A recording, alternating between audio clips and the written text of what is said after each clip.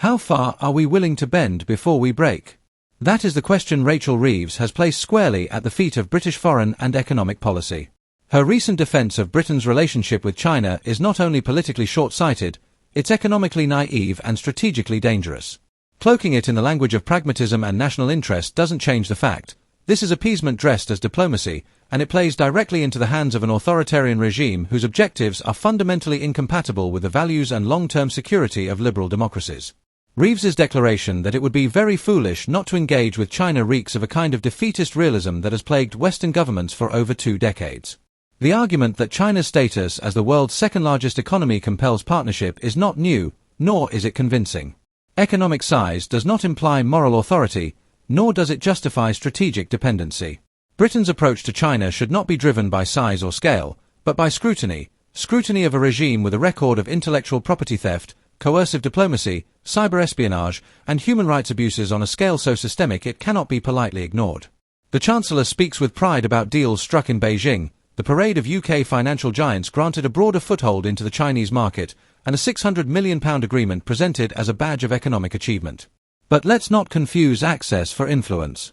China does not grant licenses or quotas as signs of goodwill.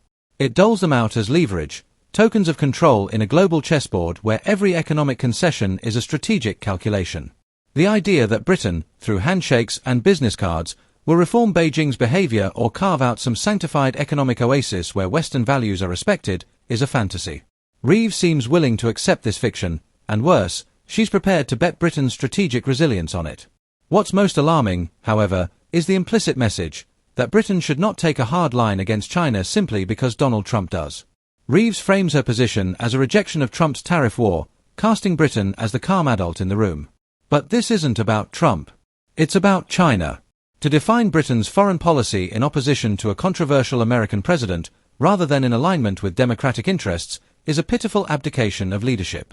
If the policies of another nation cause British entrepreneurs to flee toward our shores, that says more about the failure of their domestic environment than the strength of ours. And to actively court those businesses on the back of American sanctions, while flaunting partnerships with China, is opportunism at its most short-sighted. Reeves claims she draws a line, denying Chinese involvement in critical infrastructure like the Sizewell C nuclear plant and signaling intent to nationalize British steel to remove it from Chinese ownership. These actions are correct in principle, but contradictory in context. You cannot simultaneously claim to protect national security while deepening economic interdependence with the very state you seek to exclude from your strategic sectors. It's a selective firewall that assumes China will respect British sovereignty even as it penetrates financial systems, technology, and supply chains with the patience of a long game Britain doesn't seem prepared to play. The Chinese embassy's outrage over the British steel decision only underscores the risk of our current approach. Their angry retort, the usual script of Western arrogance, ignorance, and the veiled threat of vanishing investment, should be treated not as a diplomatic irritant, but a wake-up call. This is not a trading partner. It is a geopolitical competitor who sees economic entanglement as a precursor to political leverage. Every deal we sign, every license we accept, every pound of investment we receive must be weighed against this reality. It is time for Britain to stop mistaking economic access for national advancement.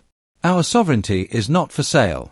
If Reeves believes that Britain can cordon off its vital interests from the wider economic relationship with China, she misunderstands the very nature of today's geopolitical contest. China doesn't respect fences, it finds ways around them. Financial services today, energy and tech tomorrow. Strategic compromise happens slowly, subtly, and then all at once. The UK's foreign policy should not be built on appeasement masked as pragmatism. It must be clear-eyed, values-driven, and willing to pay the cost of resilience. That means reducing economic dependence, building democratic alliances, investing in domestic capability, and refusing to indulge the illusion that engagement alone brings moderation. Rachel Reeves may see economic opportunity in Beijing, but Britain should see the long shadow of dependence.